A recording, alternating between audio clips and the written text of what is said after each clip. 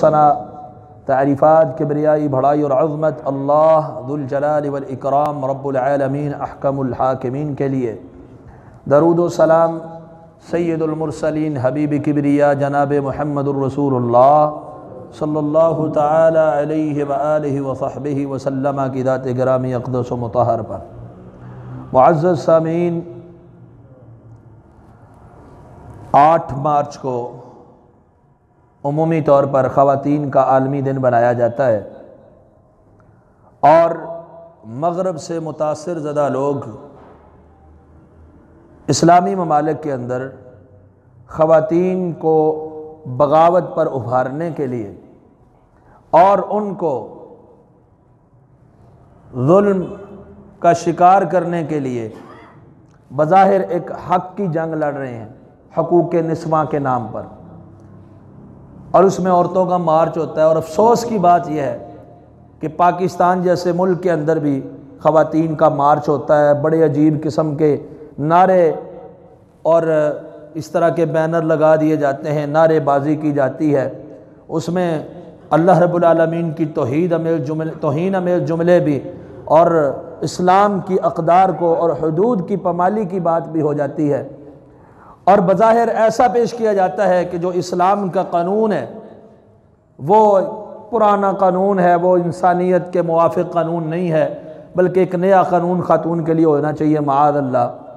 حالانکہ دیکھا جائے خاتون عورت جو بھی ہے اسے جتنی عزت، جتنا مقام اور اس کے جتنے حقوق اسلام نے دیے ہیں کسی مذہب نے نہیں دیے، نہ کسی مذہب کے اندر موجود ہیں، اور نہ یہ ملحد لوگ، لبرل لوگ جو ہیں یہ ان کو ادا کرتے ہیں۔ ایسا کوئی قانون نہیں ہے نہ کسی ملک کا جو عورت کو وہ مقام دے، جو مرتبہ دے، وہ اس کے حقوق دے جو حقوق اس کو اسلام نے دیے ہوں۔ یہ ایسے ہی ہے جیسے بھیڑیے احتجاج کریں کہ بکریوں کے اوپر ظلم ہوتا ہے، ان کو اندر قید کر کے رکھا ہوا ہے، اور جب کبھی باہر چرنے کے لیے آتی ہیں تو ساتھ میں چرواہا ہوتا ہے۔ اب چرواہا ساتھ میں ہوگا تو بھیڑیا شکار نہیں کر پائے گا، اس کو نوچ نہیں سکے گا۔ اب اس کو سب سے زیادہ اس کی نفرت کا محور و مرکز چرواہا ہے کہ چرواہا ان کی حفاظت کے لیے کیوں ہے، پھر وہ چرواہے کو ظالم کر کے پیش کریں اور بکریوں کے آزادی سے جنگل میں گھوما کرو، لیکن بغیر چرواہے کے گھومنا ہے، چرواہا ساتھ نہیں ہونا چاہیے، تمہارے اوپر ظلم کرتا ہے۔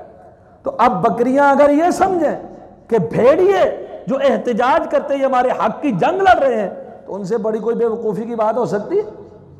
بھیڑیوں کا احتجاج بکریوں کو نوچنے کے لیے ہے، اپنا شکار بنانے کے لیے ہے، رستے کی رکاوٹ کو ہٹانے کے لیے ہے۔ اسلام خاتون کو تحفظ فراہم کرتا ہے، اور ایسا تحفظ جو تحفظ اسلام کے علاوہ کسی اور مذہب کے اندر بھی نہیں ہے، کسی اور ملک کے اندر بھی رائج نہیں، نہ کوئی ملک وہ تحفظ دے سکا اس کا قانون، اور نہ کوئی مذہب اور اس کا قانون وہ تحفظ دے سکا جو تحفظ اسلام نے دیا ہے۔ اس لیے سب سے بڑا نشانہ عورتوں کے حقوق کی جنگ لڑنے والے نام نہاد یہ لبرل قسم کے لوگ سب سے زیادہ نشانہ تنقید کا کسے بناتے ہیں؟ اسلام کو۔ اسلام محافظ کیوں ہے عورت کا؟ ہمیں ان درندوں کو نوچنے کے لیے خواتین کو سر عام چھوڑ کیوں نہیں جاتا؟ یہ اپنے نوچنے کے لیے آزادی آزادی کے نعرے لگاتے ہیں کہ عورت کو آزاد کرو۔ عورتیں بھی بیچاری بھولی بالی، کچھ تو بیچاری ہیں ہی مغرب زدہ، طوائفیں اگر احتجاج کرے ہمیں حق دو، جسم فروشی کے اڈے تمہارے پاس، عریاں لباس میں تم باہر آئی ہوئی ہو، احتجاج کے لیے تم سڑکوں پہ، روڈوں پہ، اور کون سا حق اور کون سی آزادی اور کون سا کھلم کھلا ماحول تمہیں چاہیے؟ ہماری پارٹیاں جب اپنے الیکشن یا اپنے دھرنے یا اپنے احتجاج کرواتی ہیں لوگوں کو جمع کرنے کے لیے، تم ہی سے رقص کرواتی ہیں، اور تم کھلم کھلا اپنے جسم کی نمود و نمائش کرتی ہو، رقص کرتی ہو، اور کون سی آزادی چاہتی ہے؟ یہی آزادی تو انہوں نے تمہیں دی ہوئی ہے۔ اگر آزاد نہیں ہو، باہر نکلنے کی محتاج ہو، اس لباس کے اندر تمہارا اسلام آباد کے اندر آنا کیسے ممکن ہو گیا پابندی کے باوجود؟ یا کون ایکشن لے رہا ہے تمہارے اوپر کہ تم ایسے نہ نکلو؟ سب کچھ کھلم کھلا ہو رہا ہے، نہ عورت کے پردے کے اوپر پابندی ہے، نہ حجاب کے اوپر پابندی ہے، نہ اس کے اس طرح کے اسلام مخالف نعروں کے اوپر پابندی ہے، بلکہ میڈیا، ذرائع ابلاغ جو ہیں مزید اس کو بڑھا چڑھا کر عوام کے سامنے پیش کرتے ہیں، ان کو کوریج دیتے ہیں۔ یہ عورتیں اکٹھی ہو گئی ہیں جی، حقوق کی جنگ لڑ رہی ہیں، آزادی نسواں کی جنگ لڑ رہی ہے۔ جو خواتین بیچاری اسلام کے تحفظ میں ہیں، چادر چار دیواری میں ہیں، ان تک یہ پیغام پہنچا کر انہیں بہکانے کی کوشش کی جا رہی ہے۔ حضرات گرامی، جو تحفظ اسلام کے اندر ہے اللہ کے فضل و کرم سے، وہ تحفظ خاتون کا کہیں پر بھی نہیں ہے۔ جو حقوق اسلام نے دیے ہیں وہ حقوق کہیں پر بھی نہیں ہے۔ یہ جھوٹا نعرہ کہ عورتوں کے اوپر ظلم ہوتا ہے، تشدد ہوتا ہے، یہ حقیقت میں اعتراض اسلام کے اوپر ہے، اللہ کے اوپر ہے، پیغمبر اسلام کے اوپر ہے، اور یہ جھوٹا پروپیگنڈا ہے۔ اسلام نے کتنے حقوق دیے، اسلام سے پہلے کی ان کے آباء و اجداد کا جو طریقہ کار تھا جاہلیت والا، یہ یورپ زدہ لوگ آج جو ہے عورت کی آزادی کی بات کرتے ہیں، خود ان کے ماحول کی گندگی اس قدر زیادہ ہے، وہ خود بھی اس سے تعفن زدہ ہو چکے ہیں، اور وہ اس نظام سے جان چھڑانا چاہتے ہیں، وہی نظام اسلامی ممالک کے اندر لانا چاہتے ہیں۔ اللہ سبحانہ وتعالیٰ نے عورت کو کیا مقام دیا، اس سے پہلے، اسلام سے پہلے عورت کا مقام کیا تھا؟ اللہ سبحانہ وتعالیٰ نے سورہ النحل سورہ نمبر 16 آیت نمبر 58 اور 59 کے اندر بیان فرمایا، وَإِذَا بُشِّرَ أَحَدُهُمْ بِالْأُنثَىٰ وَلَّ وَجْهُهُ مُسْوَدًّا فَهُوَ كَظِيمٌ، جب کسی کو یہ بشارت دی جاتی تمہارے گھر بچی پیدا ہوئی ہے، لڑکی پیدا ہوئی ہے، وَلَّ وَجْهُهُ مُسْوَدًّا، یہ بات سن کے اس کا چہرہ سیاہ کالا ہو جاتا، بالکل کالا پڑ جاتا، سیاہ ہو جاتا، وَهُوَ كَظِيمٌ، اور وہ غصے سے بھر جاتا۔ وہ نظام لانا چاہتے ہیں آج عورت کے لیے، عورت کے وجود کو یہ عار تسلیم کیا جاتا تھا، یہ عار ہے، اس کا پیدا ہونا ہی نحوست سمجھا جاتا تھا، اس کی پیدائش کے اوپر ہی ان کے چہرے کالے ہو جاتے تھے۔ آج وہی نظام دوبارہ لانا چاہتی ہیں عورتیں۔ خواتین اسلام کو خوش ہونا چاہیے، اسلام نے انہیں مقام دیا ہے۔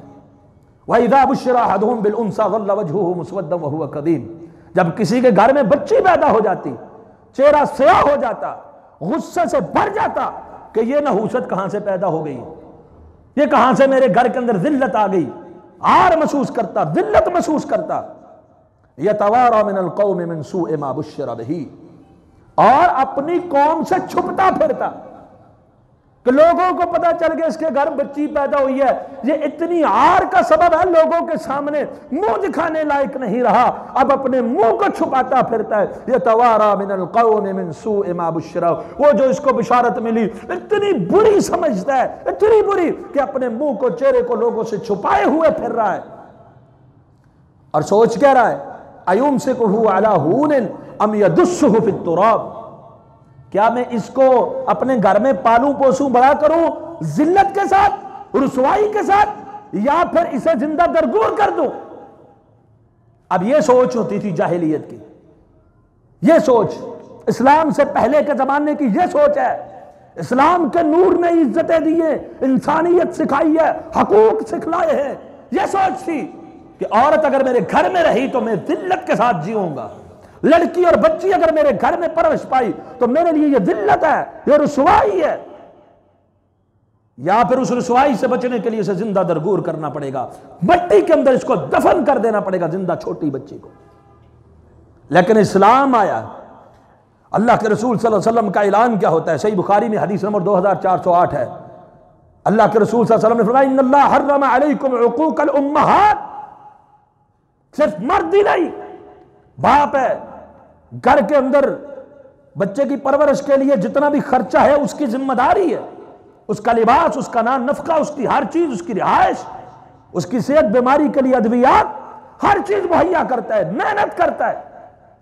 لیکن اللہ کے رسول نے حکم دیا باپ کے ساتھ ان اللہ حرم علیکم عقوق الامہات، ماں کی نافرمانی اللہ نے تمہارے اوپر حرام کر دی ہے۔ کوئی یہ نہ سمجھے کہ صرف باپ کی بات ماننی ہے، خرچہ اٹھاتا ہے، باپ کی بات ماننی ہے، صرف لباس دیتا ہے، ادویات دیتا ہے، ہر سہولت دیتا ہے، نہیں، جنم دینے والی ماں کی بھی اگر نافرمانی کرے گے تو اللہ نے حرام قرار دے دیا۔ وَوَعْدَ الْبَنَاتِ، اور فرمایا کہ اپنی بچیوں کو زندہ دفن کرنا بھی اللہ نے حرام کر دی۔ اس سے پہلے جس کو ذلت اور رسوائی سمجھتا، چہرہ سیاہ ہوتا، لوگوں سے چھپتا پھرتا، جب وہ بچی پیدا ہوئی اسلام نے اعلان کیا، صحیح بخاری کے اندر حدیث نمبر 1418 ہے، من ابتلی فی هذه البنات بشیء فاحسن الیہن کن لہ سترا من النار۔ اس معاشرے میں جہاں ذلت سمجھی جاتی تھی، کہا جس کو بچیوں کے ساتھ آزمایا گیا، یعنی جسے اللہ نے بیٹیاں دی ہیں اور وہ بیٹیوں کی اچھی تربیت کرتا ہے، زندہ درگور نہیں کرتا، عار محسوس نہیں کرتا، ذلیل نہیں سمجھتا، بلکہ ان کے حق دیتا ہے، اچھی تربیت کرتا ہے، جیسے بچے کی ویسی بچی کی، یہ بچیاں کل جہنم سے اس کے لیے پردہ بن جائیں۔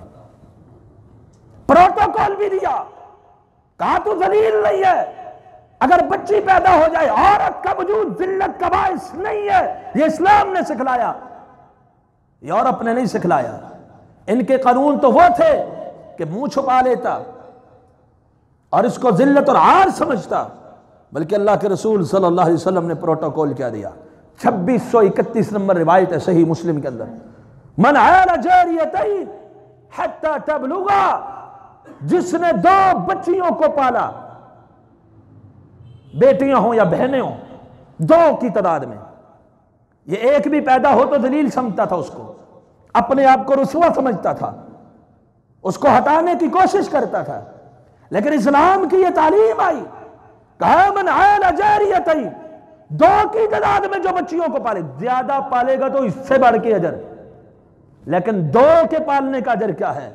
من عال جاریتین حتی تبلغا، وہ اپنی بلوغت کی عمر کو پہنچ جائیں، جوانی کی سمجھداری کی عمر کو پہنچ جائیں، بچپن میں ان کی پرورش کرتا ہے، ان کی اچھی تربیت کرتا ہے، ان کو پالتا پوستا ہے، بڑا کرتا ہے، جاء یوم القیامت ہوا وانا، قیامت والا دن ہوگا میں اور وہ، جاء یوم القیامت انا وہوا، میں اور وہ قیامت والے دن اس طرح ہوں گے، وَضَمَّ أَصَابِعَهُ، اللہ کے رسول نے اپنی انگلیوں کو ملا دیا، جس طرح یہ 2 انگلیاں جڑی ہوئی ہیں، قیامت والے دن محمد الرسول اللہ صلی اللہ علیہ وسلم کا اللہ اسے ساتھ نصیب فرمائے۔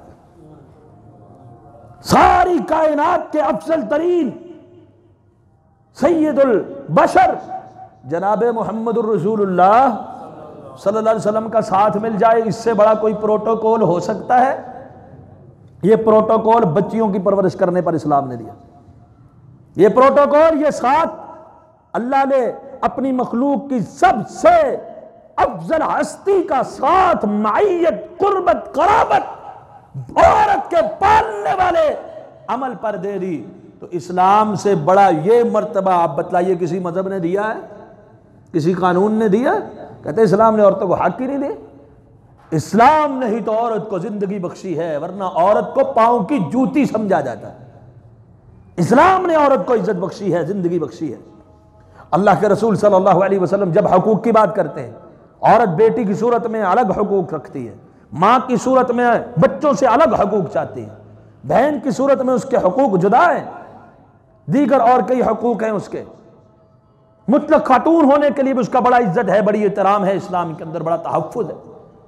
لیکن آپ اندازہ لگائیے، یہ جو نعرے لگاتے رہتے ہیں، عورتوں کا کوئی حق ہی نہیں، عورتوں کا کوئی حق ہی نہیں، انہیں ہم حقوق دیں گے، کیا حقوق دے رہے ہو؟ کہ مرد کے ساتھ باہر گھومے پھرے، اپنی کمائی کرے، جب یہ گھر میں بیٹھی ہوئی ملکہ کی طرح راج کرتی ہے، گھر کے اندر قرار پکڑے ہوئے ہے، بیٹا ہے وہ بھی لا کے دے رہا ہے، بھائی ہے وہ بھی لا کے دے رہا ہے، کماتا اپنے لیے، اس کو بھی لا کے دے رہا ہے، اس کے خرچے اپنے خرچے سمجھتا ہے، اس کا بوجھ اپنے اوپر اس نے لادا ہوا اپنے کندھوں کے اوپر، خامد ہے لا کے اس کو دے رہا ہے، اس کے رہائش کے کپڑے، اس کا نان نفقہ، ہر چیز پوری کر رہا ہے، بھائی بھی پوری کر رہے ہیں، باپ بھی پوری کر رہا ہے، بیٹا جوان ہوتا ہے بیٹا بھی پوری کر رہا ہے۔ یہ کہتے ہیں یہ درست نہیں ہے، اس کا ملکہ بن کے، نواب بن کے گھر میں رہنا، یہ خود اپنی ضرورت پوری کرنے کے لیے جب باہر جائے، پھر ہم بھوکے بھیڑیے درندے اس کا شکار کر لیا کریں۔ عورت تک رسائی آسانی سے پانے کے لیے حقوق نسواں کی، یہ حقوق نسواں یا بربادی نسواں، یہ آزادی نہیں، یہ بربادی عورت کے لیے کہ اسے جو چاہے جب چاہے جہاں چاہے نوچ لے دبوچ لے، کوئی حفاظت کرنے والا، کوئی پوچھنے والا نہ ہو، یہ ان کی آزادی۔ اللہ کے رسول صلی اللہ علیہ وسلم سے پوچھا گیا، صحیح بخاری میں حدیث نمبر 971 ہے۔ من احق الناس بحسن صحابتی، اے اللہ کے حبیب سب سے زیادہ حسن سلوک میں کس سے کروں؟ سب سے زیادہ میرے حسن سلوک کا مستحق کون ہے؟ یہ سوال ہوتا ہے پیغمبر اسلام سے۔ آج جس اسلام کو انہوں نے دہشت گردی بنایا ہوا ہے اور حقوق کو پامال کرنے والا بنایا ہوا ہے، کون ہے؟ اللہ کے رسول کی زبان سے جو نام نکلا وہ کس کا تھا؟ عورت کا۔ امک، تیری ماں۔ اگر ماں گھر کے اندر بچے جنم دیتی ہے، ان کی پرورش کرتی ہے، خاندانی نظام ہے، نکاح کا نظام ہے، پاکیزہ معاشرہ ہے، بے حیائی سے پاک ہے، تو مقام کیا ہے؟ امک۔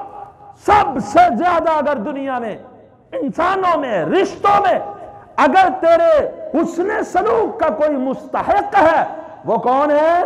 تیری ماں۔ اموں کا، تیری ماں، عورت۔ یہاں پر اللہ کے رسول نے عورت کا ذکر کیا، کہا ثم من، پھر کون؟ کہا امک، تیری ماں۔ کہا ثم من کو پھر کون؟ کہا امک، تیری ماں۔ کہا پھر کون؟ کہا ابو کا، تیرا باپ، پھر تیرا باپ۔ اب دیکھیے اسلام نے تحفظ دیا، حقوق دیے یا حقوق چھینے؟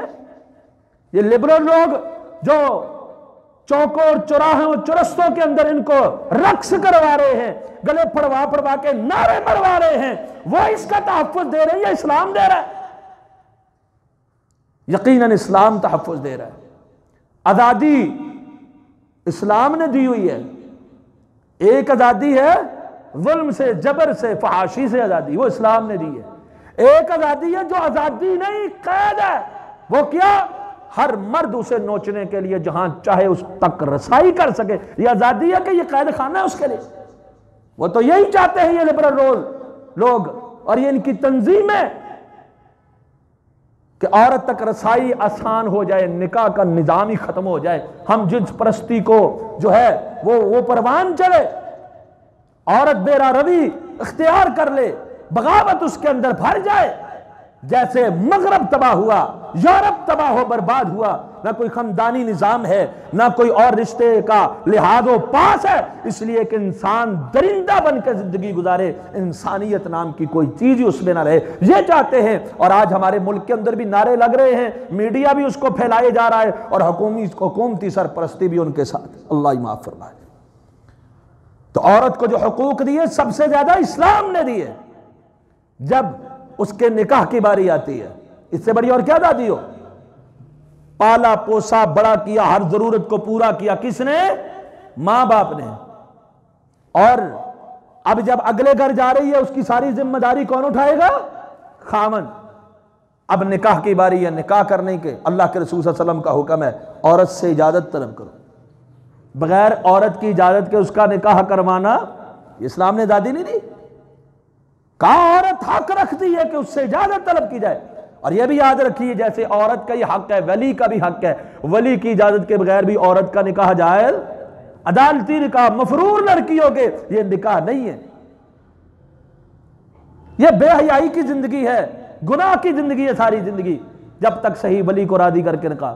ولی کی اجازت بھی ضروری ہے، لڑکی کی اجازت بھی ضروری ہے۔ جب لڑکی اجازت نہ دے ولی اس کا نکاح جبرن نہیں کروا سکتا، اور لڑکی کو اگر ولی اجازت نہ دے لڑکی بھی اپنا نکاح زبردستی کر سکتی نہیں۔ یہ اسلام کے پاکیزہ امن والے قانون ہیں۔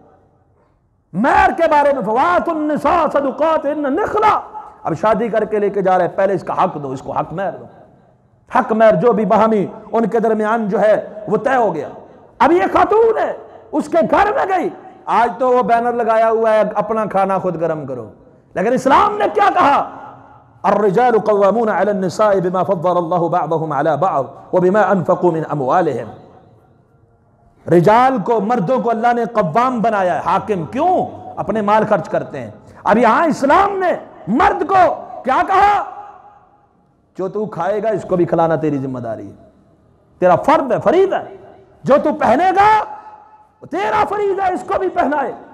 رہائش تیرے ذمے، اس کا نام، نفقہ، کھانا پینا، رہائش کا بندوبست، ضروریات زندگی ساری تیرے کندھوں پہ ہے۔ اب یہ دلہن کو بیا کے گھر لایا، اس کے سارے اخراجات کس کے ذمے ہو گئے؟ مرد کے۔ یہ اسلام کا قانون ہے۔ عورت کا تحفظ دیا کریں، آزادی دی کہ نہیں؟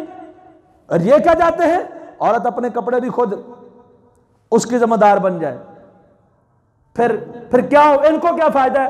عورت اپنا مرد کو کہے تو اپنا کھانا خود گرم کر، وہ تو کر لے گا۔ آج کل کو بیوی کے خرچے پورے ہی نہیں ہوتے، وہ تو کر لے گا، کھانا گرم کیا ہوتا ہے؟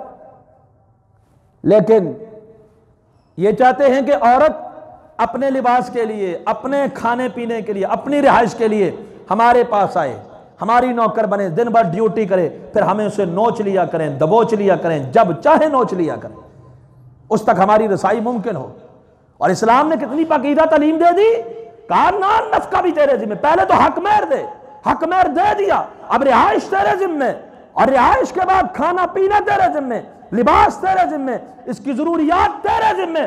اب یہ ایک مرد ہے جو اس عورت کے سارے خرچے اپنے اوپر لے لیتا ہے، اور اللہ رب العالمین سورہ النساء میں سورہ نمبر 4 کی آیت نمبر 19 میں فرماتے ہیں وَعَاشِرُوهُنَّ بِالْمَعْرُوفِ، اور ان کے ساتھ جو تم نے زندگی بسر کرنی ہے بڑے معروف اور بڑے اچھے طریقے کے ساتھ بسر کرنی ہے۔ اور اللہ کے رسول صلی اللہ علیہ وسلم نے ترمذی کے اندر حدیث نمبر 3895 ہے، فرمایا خیرکم خیرکم لأہلہ وَأَنَا خیر لأہلی، تم میں سب سے بہترین وہ ہے، سب سے زیادہ خیر والا وہ ہے، سب سے زیادہ عزت والا وہ ہے جو اپنے گھر والوں کے لیے خیر والا ہے، جو اپنے گھر والوں کے لیے بہتر ہے، جو اپنے گھر والوں کے لیے خیر والا ہو، وہ سب سے زیادہ خیر والا ہے۔ وَأَنَا خَيْرٌ لِأَهْلِي، اور میں محمد الرسول اللہ صلی اللہ علیہ وسلم اپنے گھر والوں کے لیے بڑا خیر والا ہوں، بہتر ہوں۔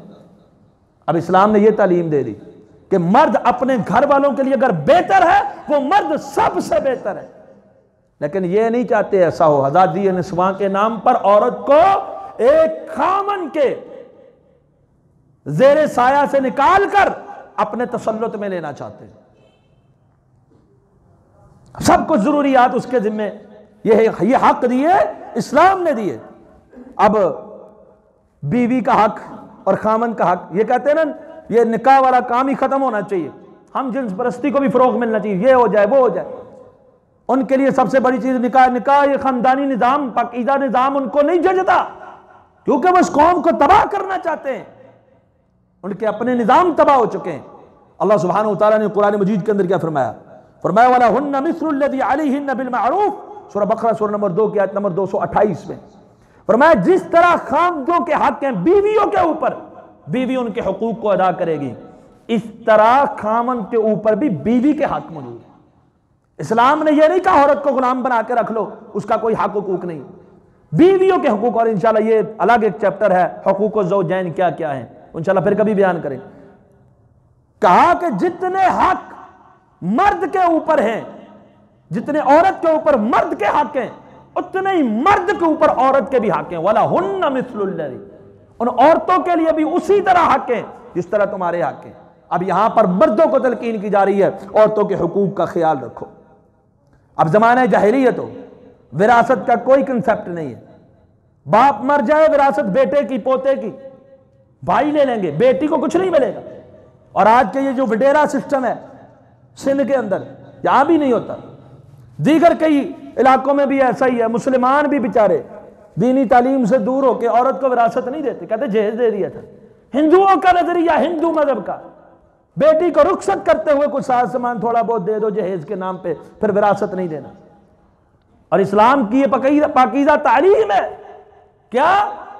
للرجال نصیب مما ترک الوالدان والاقربون وللنساء نصیب مما ترک الوالدان والاقربون، سورہ نساء سورہ نمبر 4 آیت نمبر 7۔ فرمایا مردوں کے لیے حصہ ہے جو اس کے ماں باپ اور جو اس کے رشتہ دار چھوڑ کے چلے جائیں، وہ فریضہ اس کا حصہ بنتا ہے مردوں کا۔ للرجال، مردوں کے لیے نصیب الحصہ ہے مما ترک الوالدان، جو والدین چھوڑ جائیں، والاقربون اور رشتہ دار چھوڑ جائیں۔ آگے کیا فرمایا؟ وللنساء نصیب مما ترک الوالدان والاقربون، عورتوں کے لیے بھی حصہ ہے وراثت کے اندر جو اس کے ماں باپ اور والدین چھوڑ جائیں اور رشتہ دار چھوڑ جائیں۔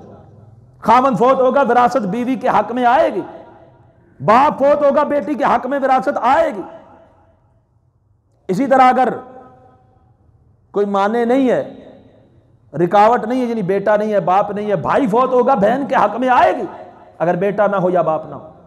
تو عورت کو بھی حصے دار، اب ایک باپ مر جاتا ہے، اس کی صرف ایک بیٹی ہے، آدھی جائیداد اللہ نے کس کو دے دی؟ بیٹی کو۔ وَإِن كَانَتْ وَاحِدَةً فَلَهَا النِّصْفُ، اگر ایک ہوگی آدھی جائیداد کی وارث ہوگی۔ دیتے ہیں آدھی جائیداد۔ اسلام نے حق وراثت دیا ہے خاتون کو، عورت کو، جو نہ کسی دوسرے مذہب کے اندر موجود ہے، نہ ان لبرل لوگوں کے قانون کے اندر موجود ہے۔ اس لیے اسلام نے جب عورت نیکی کا عمل کرتی ہے، سب سے اصل متاع کیا ہے؟ آخرت ہے۔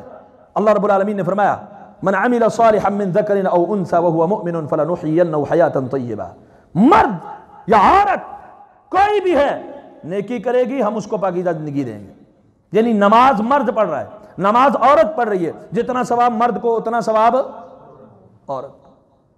جو عمل مرد کر رہا ہے عورت بھی کر رہی ہے، ثواب دونوں کا مساوی۔ اسلام نے حق نہیں دیا ہوا عورت کو آخرت کا۔ ان المسلمین والمسلمات والمؤمنین والمؤمنات والقانتین والقانتات والصادقین والصادقات والصائمین والصائمات، مسلمان مرد، مسلمان عورتیں، مومن مرد، مومن عورتیں، ساتھ عورتوں کا بھی تذکرہ ہے، صدقہ دینے والے مرد، صدقہ دینے والی عورتیں، روزے رکھنے والے مرد، روزے رکھنے والی عورتیں، اپنی عزت و عفت و عصمت کی حفاظت کرنے والے مرد اور اپنی شرمگاہوں کی حفاظت کرنے والی عورتیں، ان کے لیے اللہ نے بڑا اجر تیار کیا ہوا ہے، مردوں کے لیے بھی ہے، عورتوں کے لیے بھی۔ اور عورت کو دنیاوی طور پر تحفظ فراہم کرنے کے لیے اسلام نے عورت کو کچھ قانون دیے۔ پہلا قانون سورہ احزاب سورہ نمبر 33 کی آیت نمبر 33 میں ہے وَقَرْنَ فِي بُيُوتِكُنَّ، اپنے گھروں کے اندر قرار پکڑو۔ دوسری بات وَلَا تَبَرُّجْنَ تَبَرُّجَ الْجَاهِلِيَّةِ الْأُولَى، جس طرح پہلی جاہلیت میں اپنی زیب و زینت کا اظہار کر کے اپنے آپ کو کھلم کھلا کر کے عورت معاشرے کے سامنے جاتی تھی، اس طرح تم نے اپنی زینت کا اظہار لوگوں کے سامنے کرنے کی اجازت نہیں۔ یہ کس کے لیے؟ عورت کے تحفظ کے لیے، قید کے لیے کہ تحفظ کے لیے؟ اب یہاں پہ آپ کو وہ میں جو شروع میں مثال دی سمجھ آگے کے لیے آئی؟ اسلام نے عورت کو جبرن گھر میں نہیں رکھا کہ گھر کے اندر قید ہے، اب یہ قیدی ہو گئی ہے، اب اسے جس نے گھر میں رکھا ہوا ہے تکلیف جسے ہو رہی ہے وہ دوسرا ہے، اس کو تو کوئی تکلیف نہیں۔ تکلیف اسے کیوں ہے؟ کیونکہ وہ اسے نوچنا چاہتا ہے، اور اس کے درمیان میں قلعہ ہے، مضبوط دیوار ہے، گھر ہے، چادر ہے، چار دیواری ہے، بھائی ہے، باپ ہے، بیٹا ہے، خامند ہے، جو اس تک کسی کو پہنچنے نہیں دیتے۔ یہ تحفظ دیا ہوا ہے، پروٹوکول دیا ہوا ہے، سیکورٹی دی ہوئی ہے۔ وَقَرْنَ فِي بُيُوتِكُنَّ، عورت کی سیکورٹی اور عورت کا تحفظ ہے، یہ عورت کی قید نہیں ہے۔ صحیح بخاری کے اندر حدیث موجود ہے، سیدہ سودا رضی اللہ تعالی عنہا باہر تشریف لے گئی، 4795 نمبر روایت ہے، باہر تشریف لے گئی اور وہ تھوڑی جسیمہ تھی، یعنی ان کے تھوڑا جسم جو ہے وہ بھاری تھا۔